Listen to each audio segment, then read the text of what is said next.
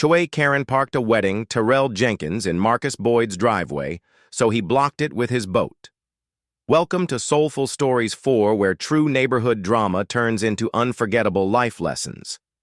Imagine waking up on your only day off craving peace and quiet, only to find a massive wedding limo parked across your driveway with zero warning, no permission, and a smirk from the HOA president who thinks the rules don't apply to her. Well, Marcus Boyd wasn't having it. When Evelyn Granger, the self-proclaimed queen of the cul-de-sac, used her power to hijack his property for her daughter's big day, Marcus didn't yell. He didn't argue. He simply rolled out his secret weapon, a 22-foot fishing boat. What happened next? Let's just say it flipped the entire neighborhood on its head. Was it petty? Was it justice? Or was it something much bigger than anyone expected? Stay with us. This story isn't just about a blocked driveway. It's about pride power and the moment one man dared to say no more. It was a crisp Saturday morning in Lakeside Oaks, a picturesque upper-ass neighborhood that prided itself on its pristine lawns, upscale homes, and tightly knit community values. The clock struck 8:00 a.m., and Big Shaq, a man who could hold a conversation with anyone from a CEO to a local mailman, stepped out of his front door. He was holding a steaming mug of coffee, and a slow smile spread across his face as he took in the quiet of his surroundings. The sun had just begun to rise, casting a warm, golden hue over the manicured lawns and pristine driveways. But then, as he rounded the corner of his porch, his steps faltered, his eyes narrowed, and he stopped in his tracks, his smile evaporating in an instant. Right there, blocking the entrance to his private driveway. It was a massive white Tyrell Jenkins. Marcus Boyd stared at it for a moment, the white paint gleaming in the early morning light. The Tyrell Jenkins's long body stretched from one end of his driveway to the other, completely blocking the path to his garage. Worse still, it was directly in front of his pride and joy, a 22 FT fishing boat that he kept in pristine condition, ready for a weekend getaway whenever he desired. But there was no way he could get the boat out now. It wasn't even 8:05 a.m. yet, and already the calm of the neighborhood had been shattered by this audacious intrusion. As he stood there, hands on his hips, trying to process the sheer audacity of it all. The sound of heels clicking on the concrete driveway interrupted his thoughts. He turned to see none other than Marcia Whitmore, the president of the Lakeside Oaks Homeowners Association, OA. She was clad usual pearls and heels, looking as polished as ever, but there was a flicker of tension in her eyes. The car door swung open, and she stepped out with all the authority she believed came with her title. "Good morning, Marcus Boyd." She greeted him with a smile that didn't quite reach her eyes. "It's for my daughter's wedding, just one day. It won't kill you." Marcus Boyd's brow furrowed, and he took a slow sip of his coffee, still surveying the situation. "I don't care if it's the president's inauguration," he said, his voice calm but with an underlying edge. "This is my driveway. You've got 30 minutes before I get creative." Marcia's smile faltered for a brief second, but she quickly recovered, brushing a strand of hair behind her ear. "You don't need to be so difficult, Marcus Boyd. You know how important this wedding is. Just let it go, okay?" Marcus Boyd's expression remained unchanged. The neighborhood had always been his sanctuary, a place of peace and quiet. He had earned every inch of his property, paid for every brick, every slab of concrete. His driveway wasn't just some space to park cars. It was a part of his home, a space he valued, and no one, not even the self-righteous Evelyn Granger, was going to take that from him. With a sigh, Marcus Boyd set his coffee down on the porch railing and gave Evelyn Granger a long look. "Well, the clock's ticking. Either you get that Tyrell Jenkins off my property, or I'll have to do it for you." Without another word, Marcus Boyd turned on his heel and walked to the back of his house. A slow, deliberate pace that matched the intensity of the moment. Marcia stood there fuming, her hands on her hips, but she was too stunned to argue. It was only when Marcus Boyd returned moments later that her world would begin to spin out of control. So Marcus Boyd wasn't yelling. He wasn't even raising his voice. Instead, he was, doing something far more calculated. He was backing his boat, a full 20 fishing boat right behind the Tyrell Jenkins, trapping it completely. The boat's powerful engine hummed as it rolled into place inch by inch. Marcia's eyes widened, and for the first time in years, the usually unflappable HOA president found herself at a loss for words. By the time the boat was in position, effectively blocking any escape route for the Tyrell Jenkins, Marcus Boyd had already set up a lawn chair on the porch, pulled on a pair of sunglasses, and cracked open a can of sweet tea. He sat back, his arms folded behind his head, taking in the morning like it was and any other. He could hear the distant sound of the Tyrell Jenkins arriving. Then the increasing commotion of guests walking down the street, all unaware of the drama unfolding in front of their very eyes. Marcia's voice cut through the growing noise. She marched toward Marcus Boyd's porch, her face red, her heels clicking against the concrete with each furious step. "Move that boat now!" She screamed, her voice cracking under the pressure. "You have no right to do this. It's a wedding, a special day." Marcus Boyd, still calm, took a slow sip of his tea and leaned back in the chair. He simply raised an eyebrow and gave her a quiet, unbothered glance. "Still on my driveway and still my rules." Silence fell over the scene as Marcia's frustration bubbled over. The Tyrell Jenkins, who had been nervously watching from the sidelines, finally approached Marcus Boyd, his eyes wide with panic. "This isn't funny," the driver said, his voice trembling. "We've got a schedule to keep. We're blocking the entire street." Marcus Boyd's response was as simple as it was brilliant. He smiled and nodded toward the boat. "Yeah, I'm pretty sure the boat has its own schedule now." The situation had officially gone from uncomfortable to absurd, and it was only just beginning. The neighborhood, normally so quiet and serene, was now brimming with curiosity. People had begun to gather along the sidewalk, watching in silent awe as the quiet man, in the lawn chair, took on the unstoppable force of the HOA. Marcia, red-faced, stormed off, muttering something about how she would deal with it.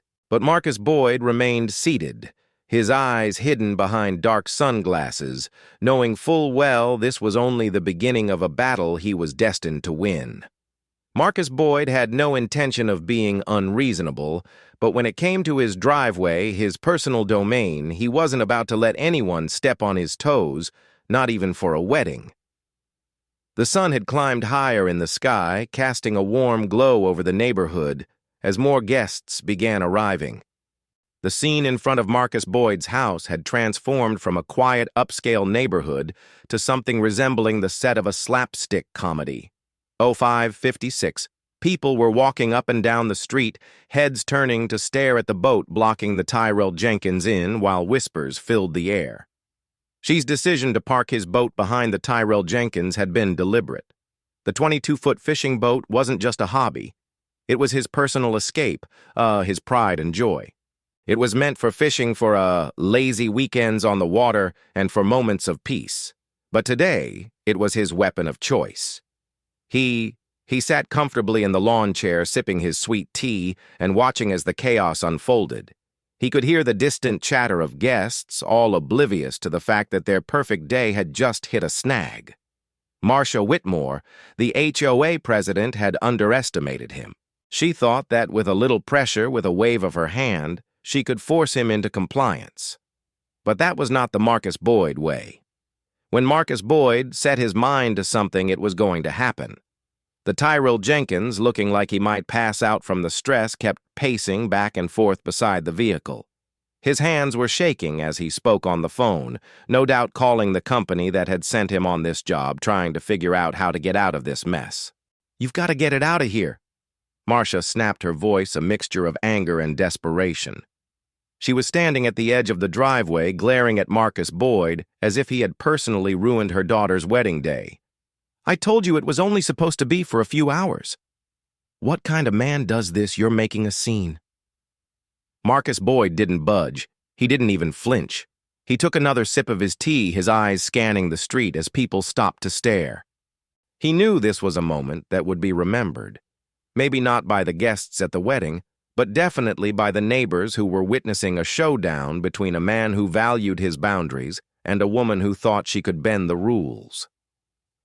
"Well, the boat's not going anywhere," Marcus Boyd said lazily, his voice carrying over to Marcia, who is now standing with her arms crossed. "And unless you're planning on calling in a tow truck or I've already called the police," Marcia interjected, cutting him off. "This is an obstruction of justice. You're blocking the entire driveway and violating the neighborhood's Harmony Code. I'll have you fined for this." "Harmony Code?" Marcus Boyd repeated, a chuckle escaping his lips. "You can't be serious. You're going to call the cops on me for parking my boat in my driveway."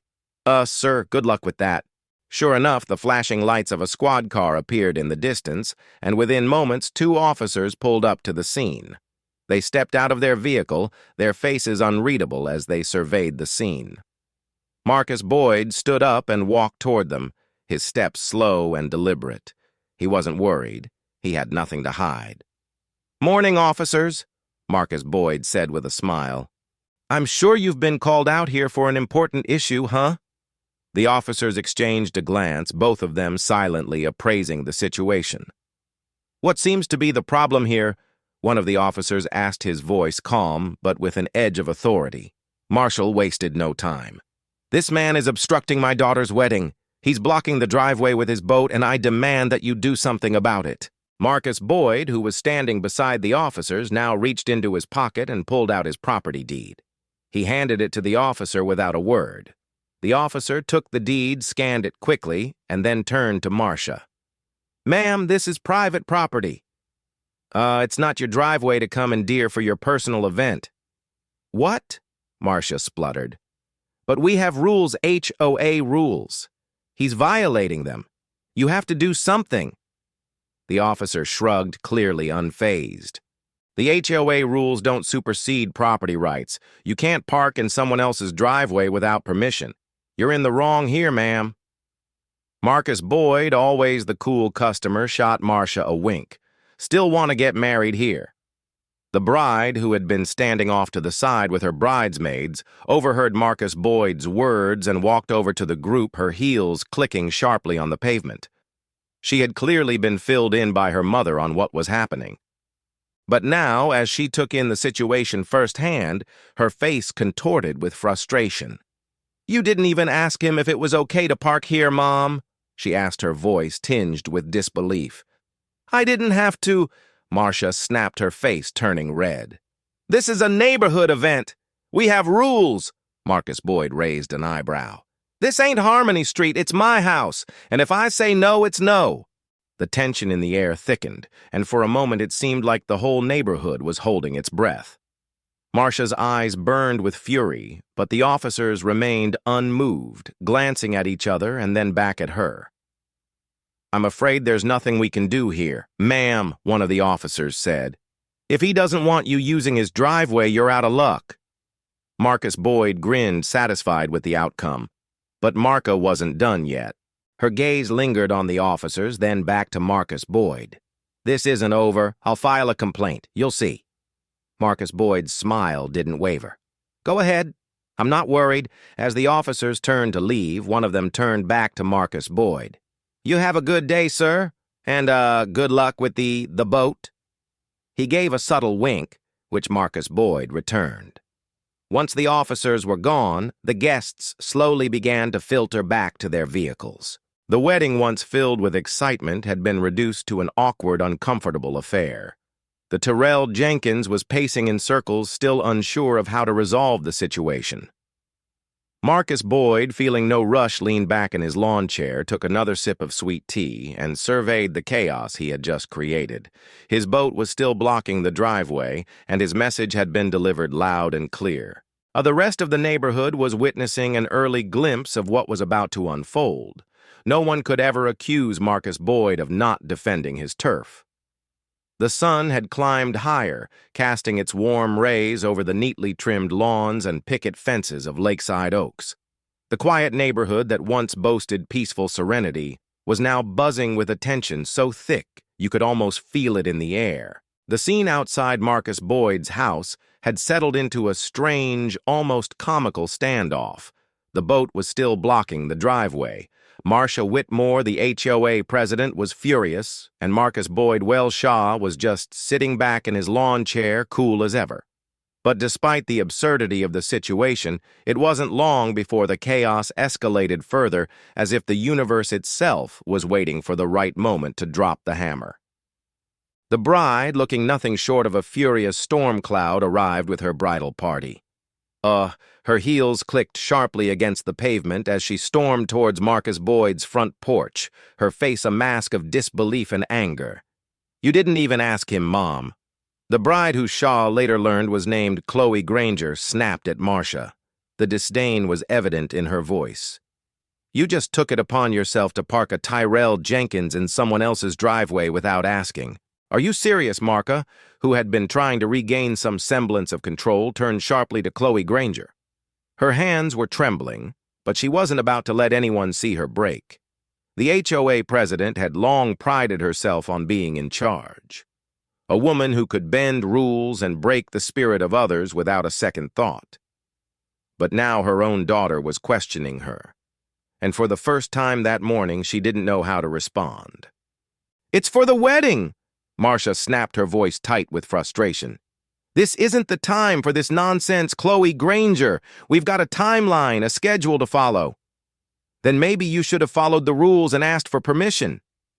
Chloe Granger cut her off, her face flushed with anger. "This is embarrassing. Everyone's talking about it. You just ruined the entire morning." Marcus Boyd, still lounging in his chair, slowly tilted his head to glance at Chloe Granger. He wasn't here to cause personal drama. He wasn't even angry. He simply believed in one thing: boundaries. And when you violated those boundaries, there were consequences. It wasn't about the wedding. It was about respect. Marcia's frustration reached a boiling point, her hands gripping her clipboard so tightly her knuckles turned white. She stomped her foot in a futile attempt to regain control of the situation, but all it did was make her look even more ridiculous. Marcus Boyd could see the storm brewing inside her. "I'll handle this," Marcia muttered through gritted teeth, barely making eye contact with her daughter. With her eyes narrowed, she turned back to Shay, clearly determined not to let him off the hook. "You're making a huge mistake, Marcus Boyd. Do you have any idea what this is going to cost you?" Marcus Boyd raised an eyebrow and set his tea down on the porch railing, fully prepared to deal with whatever Evelyn Granger had in store next. He'd already won the battle. But she wasn't one to back down easily. "You know," Marcus Boyd said slowly, "I'm not trying to make this more complicated than it needs to be. You parked a Tyrell Jenkins in my driveway now. I've got a boat parked behind it. You think I'm going to just, roll over because you don't like it?" Marcia took a step closer, her face red with both anger and humiliation. She wasn't used to being the one on the defensive. In the world of Lakeside Oaks, the HOA president was the one who always called the shots. Now she found herself standing in front of Marcus Boyd, who was effortlessly dismantling her authority with every calm word. "You're violating HOA codes," she spat. "This is an obstruction of property. I'm filing a formal complaint and you'll be fined for this. You can't just block a public space like this." Marcus Boyd didn't flinch. He wasn't worried. He hadn't broken any law. In fact, the police had already confirmed it was his right to do whatever he pleased with his driveway. And as for the HOA's so-called codes, they didn't hold a candle to his personal rights. Before he could say another word, Marcia stormed off, muttering something about getting the law involved under her breath. Marcus Boyd just watched her retreat, sipping his tea in silence. But this time she didn't come back empty-handed. A few minutes later, she returned, her face now pale with rage, clutching a clipboard tightly in her hands. She was no longer the woman who demanded things be done her way. This time she was holding on to something. A legal document, perhaps a warning, or was she going to resort to yet another tactic to get him to back down? "This isn't over, Shaq," Marcia hissed, brandishing the clipboard. "You think you've won. You've just set yourself up for a world of trouble. I'm going to file a formal violation report. You're in direct violation of the Lakeside Oaks Harmony Code, which states that no resident can obstruct access to property for any reason. and the check interrupted her before she could go on. "This ain't Harmony Street. It's my property. You can call the cops again if you want, but it's still my driveway and this boat isn't going anywhere." Marcia clenched her fists in frustration, her entire body trembling with anger. She was clearly at a loss, unsure of how to proceed, her daughter still standing off to the side. Shook her head in disbelief, arms crossed. The damage already done. "You're wasting your time, Marca," she said, his tone cool and collected. "You've lost this one.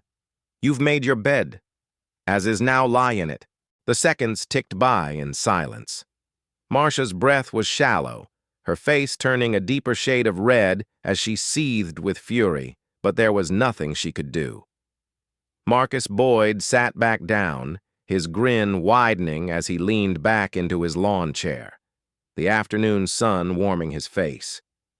The boat remained parked behind the Tyrell Jenkins. The driveway was still blocked, and for the first time in years, the residents of Lakeside Oaks had witnessed a showdown unlike anything they had seen before. It wasn't over, not by a long shot.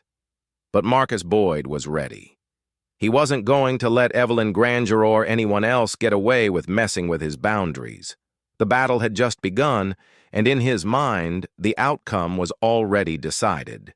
He'd won. And Marcia, well, she had no idea what was coming next.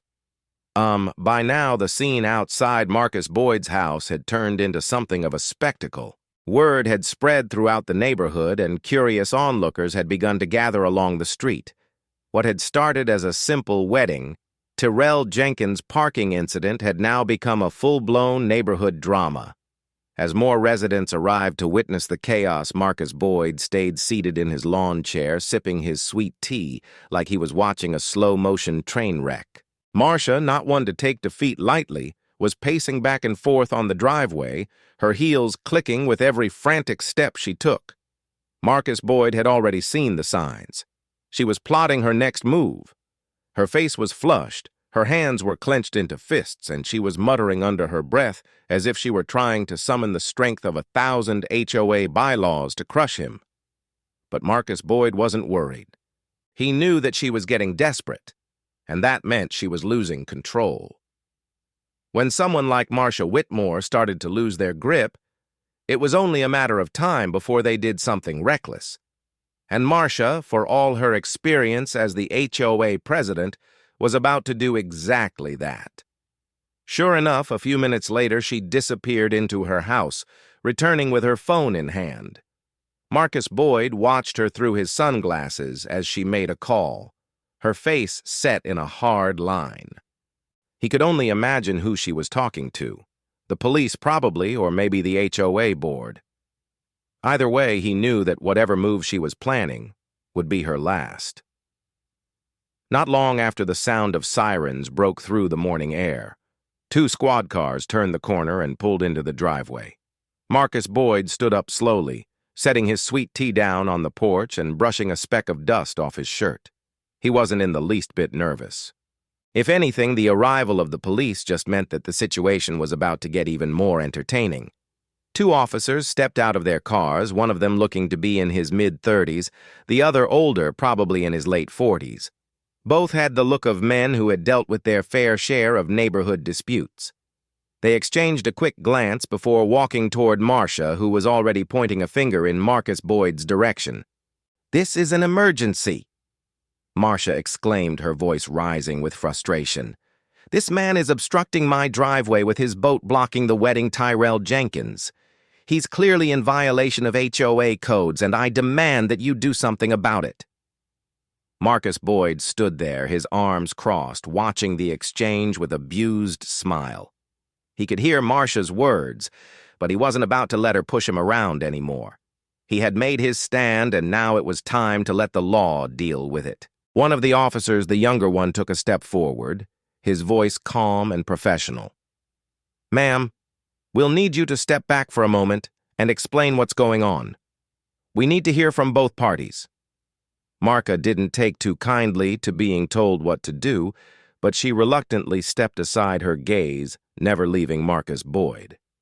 He could feel the heat of her glare, but he didn't flinch. The older officer, who had been silently assessing the situation, turned to Marcus Boyd. "Sir, could you explain what's going on here? What's the issue with the boat in the Tyrell Jenkins?" Marcus Boyd nodded slowly, his demeanor still calm. He wasn't angry. He wasn't even upset. He just didn't like people trying to tell him how to live his life, especially when they were in. They were overstepping their bounds. "It's simple." Marcus Boyd set his voice even. "The Tyrell Jenkins is parked in my driveway without my permission. It's blocking my boat. My boat's not moving, that's all." The officer raised an eyebrow. "So you're saying the Tyrell Jenkins is blocking your driveway, but you're not allowing it to move?" "That's right," Marcus Boyd said. "I'm not stopping anyone from using the road, but my driveway is mine, and I don't want a Tyrell Jenkins parked in it, especially not without asking." The younger officer turned to Marca, who was standing nearby, her arms crossed tightly over her chest. "Ma'am, do you have permission to park the Tyrell Jenkins here?" Marcia's jaw tightened. "Of course not. But this is an important family event. I can't believe you're siding with him." The officers exchanged another glance. The younger officer spoke first. "We're not siding with anyone. Ma'am, we're just trying to make sure this situation is resolved peacefully. But it seems to me that you're the one who's in violation here." Marcus Boyd couldn't help but grin, feeling a surge of satisfaction. He had known the whole time that he was within his rights. The HOA could try to impose whatever rules they wanted, but his property was his to control. Now the officers had confirmed that. "You see," the older officer added, flipping through a small notebook. "If you're going to park on someone's property, you need to ask for permission. Otherwise, it's considered trespassing." Marcia's face went pale, her mouth opening and closing as she tried to find a response, but the words just wouldn't come. It was clear now that she had overplayed her hand. Marcus Boyd turned to the officers, offering a friendly smile. "Thanks, officers. I appreciate you keeping this civil. As you can see, there's no emergency here. Just a little misunderstanding." The younger officer nodded. "No problem, sir. Just make sure you follow the proper procedures next time." "Okay." Marcia stood there in stunned silence as the officers walked back to their cars, leaving her to stew in her own anger. Marcus Boyd couldn't help but feel a little sorry for her. She had made the situation her own personal crusade, and now she was standing there with nothing to show for it. As the officers drove off, the crowd that had gathered on the sidewalk began to disperse, muttering among themselves. Word had already spread that the HOA president had lost, and no one was eager to stick around and witness any more of her meltdown. Marcus Boyd sat back down in his lawn chair, his arms stretched behind his head. He felt the sun on his face, the gentle breeze rustling through the trees, and for the first time in a long while, he felt at peace. Marcia had tried to push him around, but now it was clear that the only thing she had succeeded in doing was digging herself into a hole that she couldn't escape. The days following the confrontation with Marcia and the police felt almost too calm, like the calm before the storm.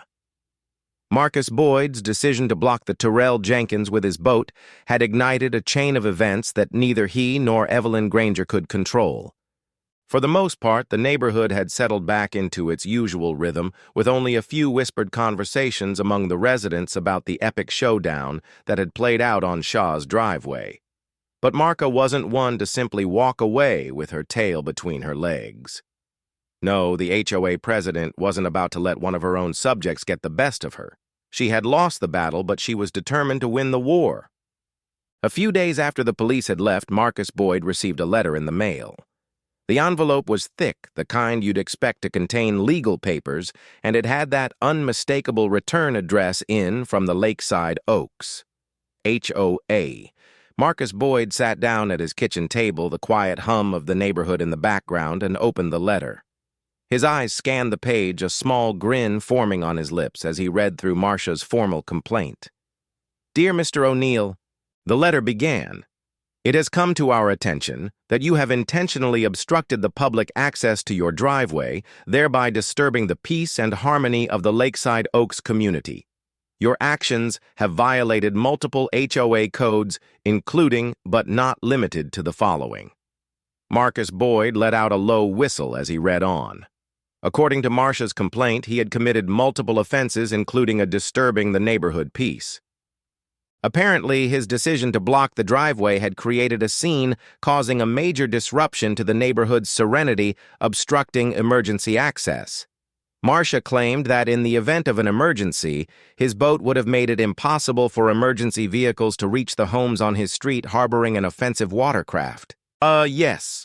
Apparently, his beloved fishing boat had become an offensive object in Marcia's eyes, as if it were an eyesore on the otherwise pristine streets of Lakeside Oaks. Czech let out a chuckle, shaking his head in disbelief. His boat was the same one he had been taking out for years, a beautiful vessel he'd poured money and care into. To Marcia, however, it seemed that his simple boat had become a symbol of defiance, a challenge to her authority, and she wasn't going to let it slide. He reread the letter a few times, enjoying the sheer audacity of it. The HOA was trying to come at him with fine threats of more complaints and warnings that his actions had disrupted the peaceful nature of the community. Oh, but Marcus Boyd wasn't about to be bullied into submission. He decided to take matters into his own hands. The next Saturday afternoon, Marcus Boyd threw a neighborhood barbecue, though calling it a barbecue was a bit of an understatement. He wasn't just grilling burgers and hot dogs.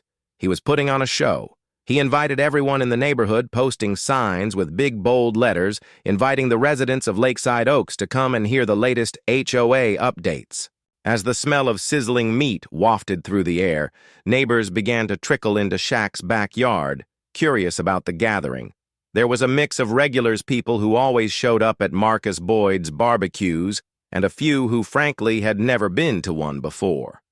But after the Tyrell Jenkins and boat debacle, it seemed like everyone wanted to see what was going to happen next. Shaq stood by the grill, his signature grin plastered on his face as he cooked up some ribs, making small talk with the crowd. People were curious, but they didn't know exactly what to expect. Marcus Boyd, for his part, was letting the suspense build. Eventually, after everyone had filled their plates and settled into chairs, Marcus Boyd called for silence. "All right, everybody," he said, raising his beer can high for attention. "I've got a little something to share with you today. We've all heard about the recent, misunderstanding between me and our beloved HOA president, Marcia. A few people laughed and others murmured in agreement. Marcia's name was synonymous with overreach in the neighborhood, and everyone had their own horror stories about fines, rule violations, and petty squabbles with her. Marcus Boyd held up the letter he had received from the HOA. Now, this here is a formal complaint. Seems I've disturbed the peace, obstructed emergency access, and, get this, harbored in offensive watercraft." Laughter erupted from the crowd. "Offensive watercraft?" someone asked from the back. Marcus Boyd shook his head. "Yeah, apparently my boat has an attitude." Who knew? He waved the letter for emphasis, causing the crowd to chuckle even more. As the laughter died down, Marcus Boyd took a deep breath and looked at the crowd. "But here's the deal, folks. I'm not going to let them push me around. I've lived here for years, paid my dues, and I'm not about to let some arbitrary HOA rules dictate how I live my life. So here's what I'm doing." He reached down to a nearby table and picked up a massive binder. The crowd went quiet, curious. Marcus Boyd opened the binder, revealing a thick stack of papers. His research, his documentation of every single HOA violation he could find. "This," he said, "is what I've been working on." He began flipping through the pages, showing photos of Marcia's past infractions, forged citations, excessive fines levied on elderly residents for trivial matters, and a long list of abuses of power that would make anyone in the neighborhood raise an eyebrow. As Marcus Boyd flipped through each page, the crowd grew increasingly silent, the weight of the information sinking in. "You see," Marcus Boyd continued, "this isn't just about me and my boat. This is about all of us. Evelyn Granger here has been using her position to bully folks, and it's time we stand up for our rights." The room was silent for a moment. the gravity of Marcus Boyd's words settling in. Then the applause started soft at first, but quickly growing louder. People were clapping, nodding, and exchanging looks of disbelief. Had they all just been living under the thumb of a tyrant without realizing it? Marcus Boyd smiled, leaning back on his chair. Now, I'm taking this to the next HOA meeting. I'm going to make sure everyone knows what's really been going on around here. And as for Marcia, well, she's got a little surprise coming her way. The crowd erupted in cheers, and Marcus Boyd knew that the battle was only just beginning. Marcia's reign as HOA president might have been secure for now, but Marcus Boyd had just lit a fuse that would bring the whole system crashing down. He wasn't done yet. Not by a long shot. The days after Marcus Boyd's barbecue were filled with a quiet, underlying tension in Lakeside Oaks.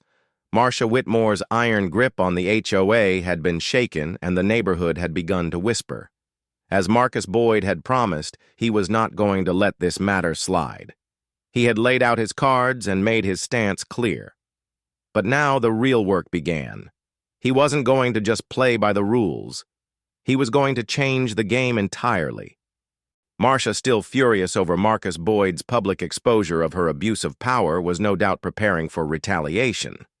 But Marcus Boyd was already several steps ahead of her. While she sat behind her desk, likely plotting her next move, Marcus Boyd was gathering evidence, building his case, and preparing for the ultimate takedown.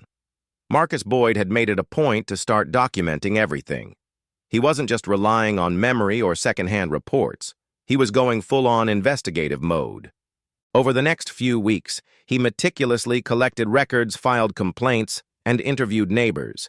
He started taking screenshots of Marcia's emails, the fines she had imposed, and even the forged HOA citations that she had slapped on residents' doors without justification. It wasn't just about the boat anymore. It was about all the unfair practices that Marcia had used to maintain her power.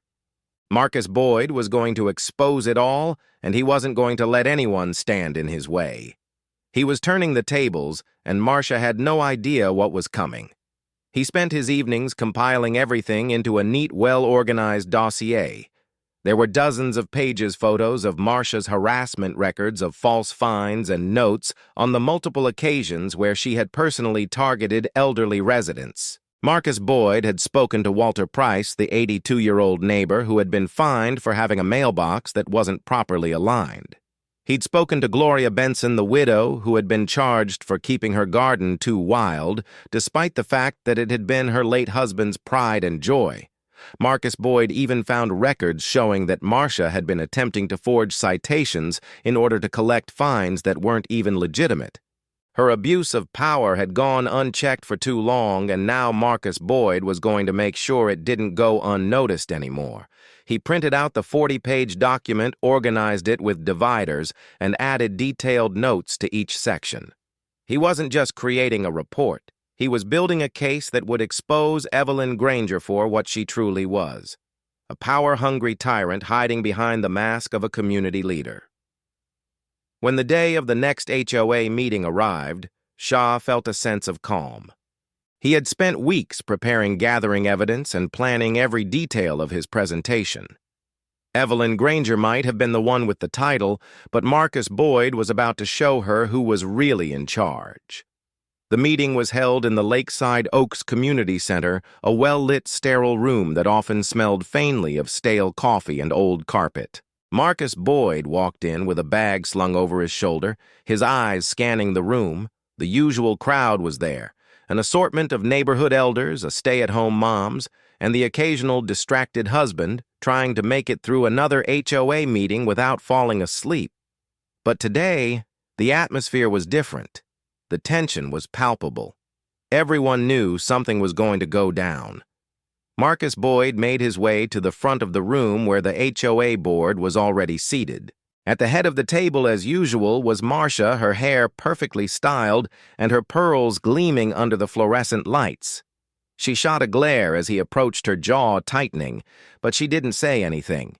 She was too proud to show weakness, but everyone could see it. The anger in her eyes, the flicker of anxiety she was trying to hide. Shock took a deep breath and set his bag down on the table. The crowd fell silent as they watched him with curious eyes. Marka, for all her power, seemed to shrink a little in her seat, her composure slipping for just a moment. "I've got something I'd like to share with all of you." Marcus Boyd said, his voice calm but filled with authority. He reached into his bag and pulled out the thick binder he had prepared. As he opened it and began to pass out copies of the dossier, the room seemed to hold its breath. The quiet murmur of conversation died down as everyone realized what was about to happen. Marcus Boyd started his presentation with an overview of the HOA's history, the role of the board, and the responsibilities of the president. He spoke slowly, deliberately, ensuring that each word hit its mark. Then he moved on to the meat of the issue. "Ladies and gentlemen," Marcus Boyd said, his eyes flicking toward Marcia, who is now visibly tense. "The situation I'm about to present isn't just about one man's boat blocking a driveway. It's about a systematic abuse of power that's been happening right under our noses for years. Today, we're going to put an end to it." He began flipping through the binder, showing page after page of evidence: Marcia's false fines, her harassing letters to residents, and the forged citations she had issued. There were photos of the elderly residents she had bullied and screenshots of the emails where she had made derogatory comments about the very people she was supposed to be serving. And one by one, the board members began to look at each other, their eyes widening in disbelief. They hadn't known the full extent of Marcia's actions. Marcus Boyd's quiet, methodical approach had left them no room to deny the truth. Then Marcus Boyd dropped the final bombshell. "Here," he said, pulling out a video. "This is from a conversation I had with Evelyn Granger last year. Listen closely." He pressed play on his phone, and the room fell silent as Marcia's voice filled the air. It was a recording of her speaking privately, admitting to her own overreach and mocking the residents she had fined. "Honestly, it's not his driveway if I say so," Marcia's voice said, echoing through the room. The silence that followed was deafening. Marcia's face drained of color and her hands trembled. She opened her mouth, but no words came out. The other members of the board looked at each other in shock, realizing they had been complicit in letting her run wild for so long. Marcus Boyd leaned forward, his voice soft but firm. "This isn't just about one incident, Marka. This is about years of you misusing your power, and it ends now." Marcia's face twisted in fury, but she didn't have a leg to stand on. The truth was laid bare for everyone to see, and no amount of yelling, threatening, or denial would change it. The board members turned to each other, their decision already made. One by one, they voted to remove Marka from her position as HOA president, her influence crumbling right before her eyes. Marcus Boyd stayed seated calm and collected a slight smile tugging at his lips. He had won. As the meeting ended, the room erupted in applause. The members of the community, once too afraid to speak out, finally had their voices heard. Marcus Boyd had done it not just for himself, but for everyone who had been wronged by Marcia's reign of terror. And as Marcia stormed out, her face flushed with humiliation. Marcus Boyd knew one thing: justice had been served. Shock had always known that taking on Marcia Whitmore wasn't going to be a quick or easy battle, but nothing could have prepared him for the sheer chaos that was about to unfold in the Lakeside Oaks HOA meeting then that Thursday evening. This time, it wasn't just about a simple disagreement over a boat in his driveway. It was about exposing the rot at the core of the HOA. And Evelyn Granger was about to face the consequences of years of unchecked power. The usual crowd was present in the community center. Most of them had shown up out of curiosity, eager to see how Marcus Boyd's bold move would play out. Marcia, the woman who had ruled Lakeside Oaks with an iron fist, sat at the head of the table, her lips pursed and her eyes narrowed. She was doing her best to maintain the image of calm authority, but it was obvious to anyone who looked at her that the cracks were starting to show. Marcus Boyd, on the other hand, was as relaxed as ever. He had spent the past few days preparing for this moment, collecting more evidence, at organizing his presentation and getting his facts in order. He knew Evelyn Granger had already been blindsided by the video and the overwhelming evidence he had presented at the barbecue. But tonight he was going to finish the job. As Marcus Boyd entered the room, he was greeted by murmurs of excitement and curiosity. There were more people than usual in attendance, more than just the regulars who usually tolerated the HOA meetings. This time, the whole neighborhood had a stake in what was about to happen. Marcus Boyd walked to the front of the room as confidently and set down the projector bag he had brought with him. The crowd fell silent, and Marcia's sharp eyes followed his every move, but she said nothing. She didn't have to. Her demeanor said it all. She was furious, and she was ready for a fight. Marcus Boyd addressed the room with a calm but commanding voice. "Good evening, everyone. I appreciate you all showing up tonight. I know it's not easy to make time for HOA meetings, but I promise tonight's meeting is going to be different. Tonight, we're going to talk about, accountability, about power, and about the way our community has been run." The silence in the room deepened.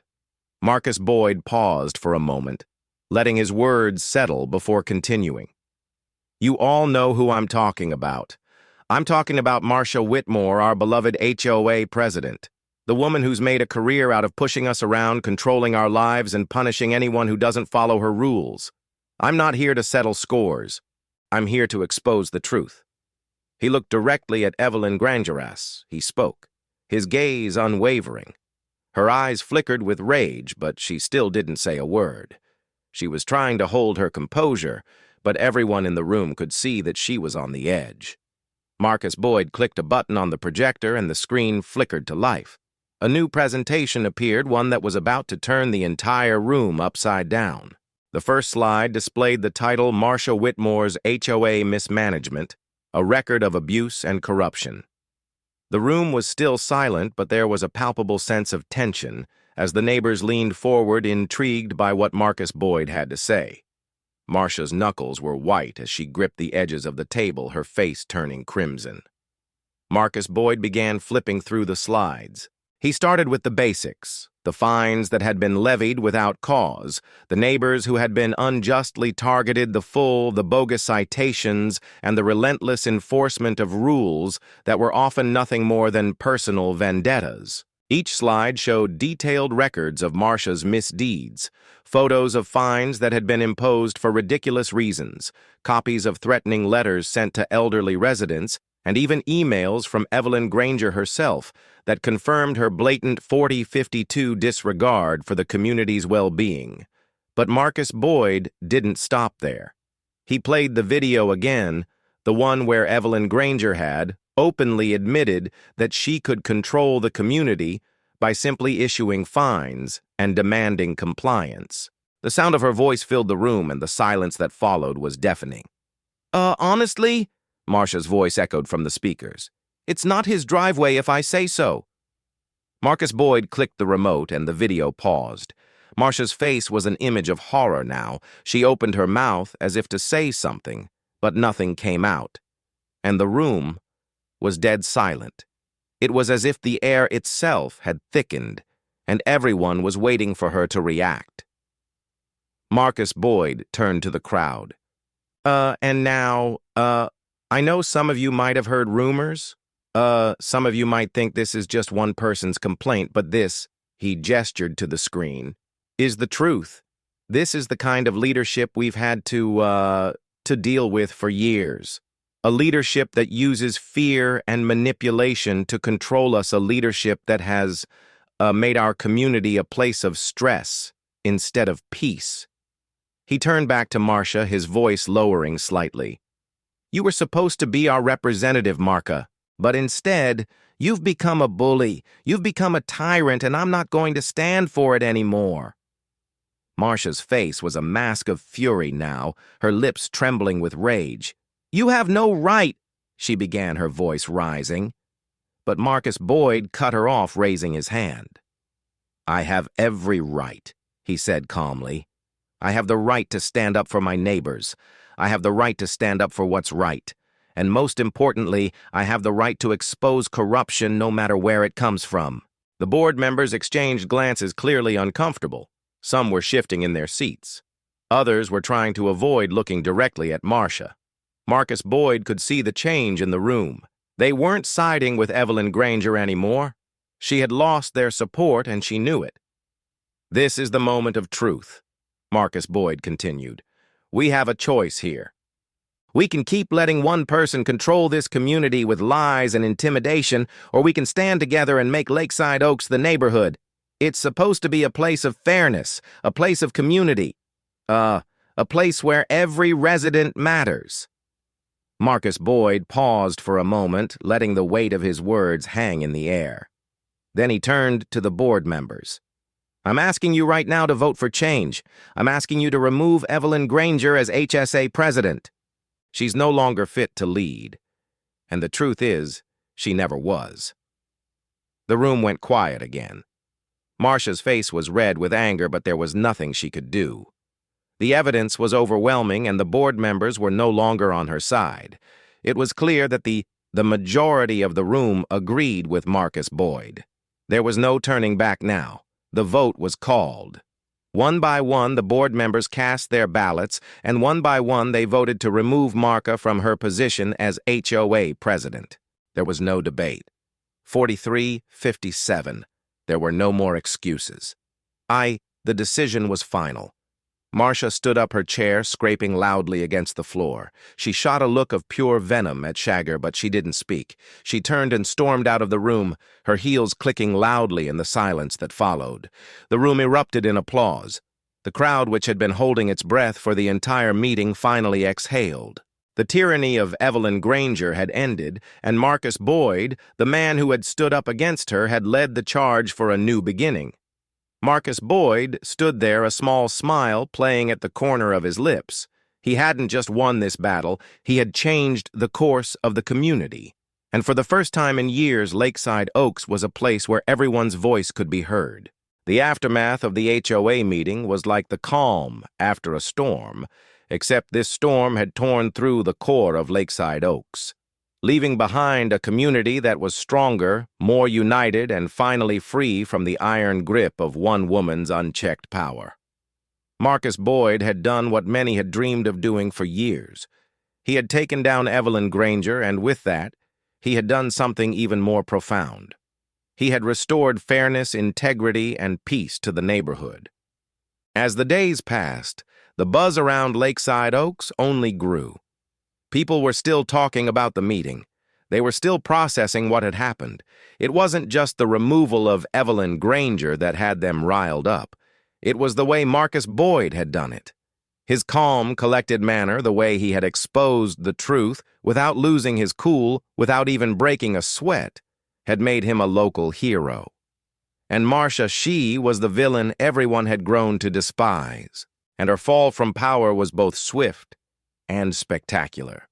The HOA board, now in shambles, was scrambling to pick up the pieces.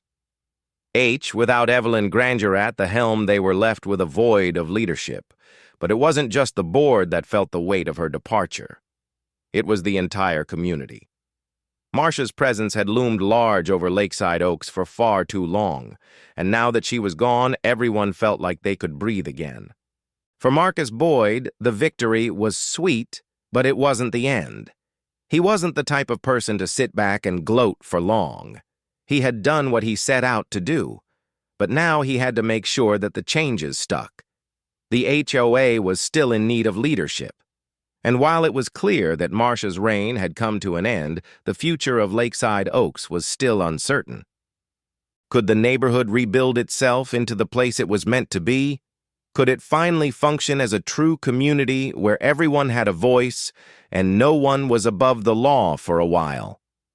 The answer to that question, as it turned out, might be B. It was closer than anyone thought. The following week, the HOA convened for a special meeting, this time not to remove someone from power, but to rebuild the board from the ground up. The residents were on edge, wondering how the board would react to the changes Marcus Boyd had instigated. Would they return to the same old ways? Would they elect another tyrant to fill Marcia's shoes? As Marcus Boyd knew that this was the moment of truth. It wasn't just about getting rid of Marcia. It was about ensuring that the system was reformed so that no one would ever be able to take advantage of the community again. This was the chance for Lakeside Oaks to redefine itself, and Marcus Boyd was determined to see it through. The meeting was held in the same community center, but this time the atmosphere was completely different. The tension that had filled the room during Marcia's reign was gone. People were talking to each other, smiling, laughing, as if they were finally allowed to be human again. There were no more whispers of fear, or resentment. Everyone was ready to move on. When Marcus Boyd walked in, there was a palpable sense of anticipation. The other residents greeted him with nods and handshakes, their expressions a mix of respect and admiration. Marcus Boyd had become something of a local legend. Not only had he exposed the flaws in the HOA system, but he had given the residents of Lakeside Oaks a sense of hope that they hadn't felt in years. The board members, now without Marcia, were sitting awkwardly at the front of the room. They were unsure of what direction the meeting would take, and they were looking to the residents for guidance. There was no one to lead them anymore, and the uncertainty hung in the air. Marcus Boyd walked to the front, his presence commanding the room. He didn't need to say much to get everyone's attention. All he had to do was stand there, his calm confidence radiating from him, and the room fell silent. It's time for a change, and I'm not talking about just replacing Evelyn Granger with someone else. Marcus Boyd said, his voice steady. This neighborhood has been under the thumb of the HOA for too long. It's time we take control of our own lives again. It's time to make Lakeside Oaks a place where everyone has a say, where everyone's voice matters. The residents nodded in agreement. They had heard Marcus Boyd's words before, but now it felt like they were finally hearing the truth. The system needed a change, and Marcus Boyd was offering them the chance to be a part of that change. The next few hours were filled with discussions, votes, and a renewed sense of community. Marcus Boyd wasn't the one to take the spotlight. Instead, he guided the meeting, asking questions, encouraging people to speak up, and making sure that everyone had a voice. It was clear that this wasn't just about Marcus Boyd getting his way. It was about all of them coming together to rebuild a community that had been fractured for so long. By the end of the meeting, the board had been completely overhauled. Marcia's allies were gone. In their place, a new group of leaders had emerged, people who genuinely cared about the well-being of Lakeside Oaks. These were residents who had lived in the neighborhood for years, who had seen the flaws in the system and wanted to fix them. They weren't there to wield power. They were there to serve the community. The final vote was unanimous. Evelyn Granger was officially removed from any position of power, and the new board was put in place. The residents stood up and applauded, a wave of relief washing over the room. They had done it. They had reclaimed their community. Marcus Boyd stayed seated, watching the applause with a quiet satisfaction. This wasn't about the applause. It wasn't about the recognition. It was about something far more important. The community had taken control of its own destiny. And that to him was worth more than anything else. As the meeting came to a close, people began to file out of the room, chatting excitedly about the future of Lakeside Oaks. Marcus Boyd lingered for a moment, taking it all in. The transformation was complete. Evelyn Granger was gone. The new board was in place. And for the first time in years, the neighborhood was finally united as Chuck had done, what he set out to do not just for himself, but for everyone in Lakeside Oaks. He had restored justice, and in the process, he had shown everyone that sometimes the best way to fight injustice isn't with loud protests or violent rebellion. Sometimes it's with quiet determination, careful planning, and the willingness to stand up for what's right. And as for Marcus Boyd, well, he was ready for the next chapter. Whatever it was, the community had found its voice, and he was proud to have been part of that change. A few days after Marcia Whitmore's humiliating exit from the HOA, the mood in Lakeside Oaks was noticeably lighter. The oppressive tension that had hung in the air for so long had finally dissipated, and in its place was a palpable sense of relief. People walked the streets a little taller, smiled a little brighter, and for the first time in years, the community felt like a true neighborhood again. A place where everyone had a say and everyone was treated fairly. But Marcus Boyd knew that the work wasn't finished. Sure, Marcia had been removed, but her legacy of fear and control wasn't something that would just disappear overnight. The community needed to heal, and that meant that the changes had to be visible. It wasn't enough to just vote her out and hope for the best. Marcus Boyd wanted to make a statement. He wanted the whole neighborhood to know that Lakeside Oaks was a place where people could stand up for themselves, where personal boundaries were respected, and where justice could be achieved. That's when the idea came to him. He was going to put up a banner. Marcus Boyd had always been the kind of person who knew how to make a statement without saying a word. He had spent years perfecting the art of subtlety, of letting his actions speak louder than his words, and this banner would be the ultimate expression of everything he had fought for. He spent the morning preparing, getting everything just right. The banner itself was huge, large enough to be seen from the end of the block, and it had bold black lettering that couldn't be ignored. A shack unrolled the fabric and stretched it between two trees in his front yard. He couldn't help but smile at the impact it would have. The words were simple, but they carried weight. Still parked, still private. The message was clear. The boat was still there. The driveway was still his. And the victory over Marcia's tyranny was still fresh in everyone's minds. The boat wasn't just a piece of property. It was a symbol of resistance, of standing up for what's right, of reclaiming control when someone tried to take it away. Once the banner was up, Marcus Boyd stood back and admired his work, and it was perfect. It wasn't just a sign of his personal triumph. It was a message to the entire neighborhood. The boat had been his weapon of choice, and now, with the banner, it had become a monument to the community's victory, a reminder that no one, no matter how powerful they thought they were, could ever take what belonged to the people. The reaction was immediate. Neighbors who had been too afraid to speak out before started stopping by Marcus Boyd's house, pausing to snap photos of the banner. And word spread quickly. There were whispers in the grocery store, at the park, and in the cafes. People were talking about the banner. They were talking about the boat, and they were talking about the man who had stood up to the HOA president and won. Even the bride from the wedding that had started it all stopped by. She arrived with her new husband, both of them laughing as they walked up to Marcus Boyd's front door. Honestly, she said, smiling widely, "This might be the best wedding story ever. I thought my wedding day was going to be a disaster, but you ended up making it the most memorable day of my life." "Thank you," Marcus Boyd chuckled, leaning against his porch railing. "Glad I could help. Hope the honeymoon goes smoother than that Tyrell Jenkins situation." The bride, Chloe Granger, laughed again, then gestured to the boat and banner. "Honestly, I can't believe how much this has blown up. Everyone's talking about it. People are saying the boat's a symbol now, a symbol of standing up for yourself, of fighting back when things go wrong." "That's exactly what it is," Marcus Boyd replied. "It's not just about the boat. It's about sending a message that no one gets to mess with us anymore. We don't take orders from anyone who thinks they're above us." Chloe Granger smiled and gave him a hug. "You're a hero in this neighborhood, Marcus Boyd. Seriously, you've done more than just fight for your own rights. You fought for all of us. We won't forget it." As she and her husband walked away, Marcus Boyd felt a deep sense of satisfaction. He hadn't just won a personal battle. He had changed the entire dynamic of the neighborhood. The boat had become an unlikely symbol of resistance. And the banner was just the beginning. Lakeside Oaks wasn't just going to be a place where people lived.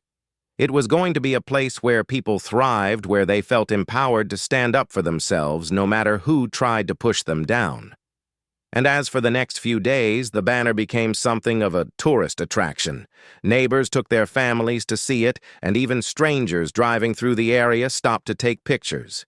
It wasn't just the banner that people admired. It was the story behind it. The story of a man who had refused to back down, who had stood up to an oppressive system and said, "Enough is enough." And that wasn't the only thing that changed. As the days went by, Marcus Boyd noticed something different when he walked down the street. People were smiling more. There was a new sense of pride in the air. People were talking to each other more openly, and there was a stronger sense of community than there had been in years. Marcia's reign of fear and control had been replaced with something better, something more powerful: freedom. But Marcus Boyd wasn't done yet. He knew that for the changes to stick, they couldn't be just about the boat or the banner or even the victory over Marcia. They had to be about something bigger. They had to be about making sure that everyone in Lakeside Oaks had a voice and that the people in power would never forget who they were truly accountable to. So Marcus Boyd did something else. He launched the Lakeside Ledger, a neighborhood newsletter that would keep everyone informed about what was happening in the community. He made sure that it wasn't just a place to talk about the good stuff. It was a platform for anyone who felt that the HOA or any other part of the system was overstepping its bounds. The first cover story was about how a boat had ended a tyranny, but it was clear that Marcus Boyd wasn't stopping there. As he sat back in his lawn chair while watching the evening sun set over the quiet neighborhood, Marcus Boyd knew one thing for sure. He had changed everything, and Lakeside Oaks, once a place of fear and control, had become a place of freedom, a place where the people would always come first. And as for Marcia, she had already moved out of the neighborhood quietly, her influence evaporating like smoke in the wind. She had underestimated the power of a single person standing up for what was right. Yeah. And that Marcus Boyd knew was the true victory. The weeks following Marcia Whitmore's downfall were nothing short of transformative for Lakeside Oaks. With the new HOA board in place and the oppressive presence of Evelyn Granger removed, the neighborhood had started to flourish. People were engaging with each other more. Old grievances were being aired and addressed, and the sense of community that had been missing for so long was finally beginning to take shape. Even Marcus Boyd, who had spent most of his time quietly watching from his porch or fishing, noticed that people were just happier. The change was real, and the banner was a constant reminder of the victory they had won together. But while Evelyn Granger had been kicked out of her position as HOA president, the last vestiges of her influence were not so easily erased. That in a last-ditch effort to salvage her reputation and perhaps maintain some form of control over the neighborhood, she had it ruled with an iron fist. Marcia had been conspiring behind the scenes. She had quietly reached out to some of the more impressionable residents, trying to convince them that Marcus Boyd's actions were extreme, that his takedown of her was unjust, and that he was a troublemaker who had ruined the community's peace. She had miscalculated like she always had. Sheik was not just a man of action. He was also a man who understood how people worked.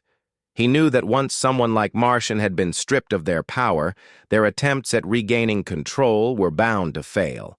It was the final act of desperation from someone who could no longer handle the spotlight being taken from them. It began with a small, seemingly harmless act. Flyers started showing up on people's doors. At first, it seemed like just another HOA reminder, perhaps an invitation to a meeting or some new guideline about neighborhood lawn care, but then Shag noticed something peculiar about the flyers. They weren't from the new board. They were carefully worded and seemed to be rallying people to a cause, one that Marcia had been secretly spearheading for weeks. "Don't let him win," the flyer said in bold letters. "Marcus Boyd, UA O'Neill's takeover is a threat to our way of life in Lakeside Oaks. Help us take back control before it's too late." It wasn't subtle. The flyer was a thinly veiled attempt to accuse Marcus Boyd of being a dictator. It painted him as someone who was leading the neighborhood into chaos and disorder. The more he read, the more he realized what was going on. Evelyn Granger had resorted to the same tactics she had always used: manipulation, fear-mongering, and division. Marcus Boyd wasn't surprised. He had known this moment was coming. After all, Marcia couldn't just vanish into the background. She had too much pride, too much ego. She had always seen herself as the one who kept everything in line. And now that she was no longer in charge, she was going to make sure she had the last word no matter the cost. But this time, Marcus Boyd wasn't going to let her do it quietly. He knew he had to act quickly, or else the small seeds of doubt that Evelyn Granger had planted would start to grow. The next evening, Marcus Boyd invited everyone to his house again, this time for a community gathering. Word had spread quickly that something was going down, and by the time the sun was setting, the entire neighborhood was buzzing. The lawn chairs were set up, a grill was smoking, and there was an air of anticipation that only Marcus Boyd could create. He wasn't just throwing a barbecue this time. He was about to make sure the last vestiges of Marcia's influence were obliterated for good. As the residents gathered, Marcus Boyd stood in front of them, a calm expression on his face. He didn't need to raise his voice or make a dramatic speech. He simply held up one of the flyers Marcia had distributed, and the crowd immediately quieted. "Folks," he began, his voice steady and clear, "I've been receiving these flyers all over the neighborhood. At first I thought it was just some misunderstanding, but after reading them I realized what's going on. Marcia's trying to stage a comeback. She's trying to convince you that I'm the problem, that somehow I've disrupted the peace of our community." The crowd shifted uneasily, murmurs starting to rise as they began to process what Marcus Boyd was saying, but he was already 2 steps ahead. He reached into his pocket and pulled out a second stack of flyers. This time they were his own. He had made sure to prepare the perfect counterattack. "I know what some of you may have heard," Marcus Boyd continued, "but I want you to hear it directly from me. Marcia's departure wasn't about taking sides. It wasn't about me versus her. It was about standing up for what's right. It was about putting an end to the fear and control that had kept us all in check. And that it was about making sure this neighborhood is a place where everyone has a voice, not just a few select people." He passed out the flyers, letting each person read the message he had prepared. In bold letters, the headline read, "Lakeside Oaks, a community, not a kingdom." Beneath that, the flyer detailed exactly what had been going on behind closed doors, the manipulations, the forced fines, the favoritism that Marcia had shown to her allies while bullying everyone else. It wasn't a smear campaign. It was the truth. "This is your neighborhood," Marcus Boyd said, addressing the crowd. "You have the right to speak up, to be heard, and to stand up for your beliefs. Marcia's tactics were meant to divide us. She wanted you to fear her, to follow her blindly. But that's not how we're going to move forward. We're better than that." The crowd, once hesitant, now began to rally behind Marcus Boyd. They stood taller, their voices rising as they read the flyer, each of them realizing how much they had been manipulated. The more they read, the more they understood. Marcia's influence was crumbling. Just as Marcus Boyd finished speaking, Marcia arrived on the scene.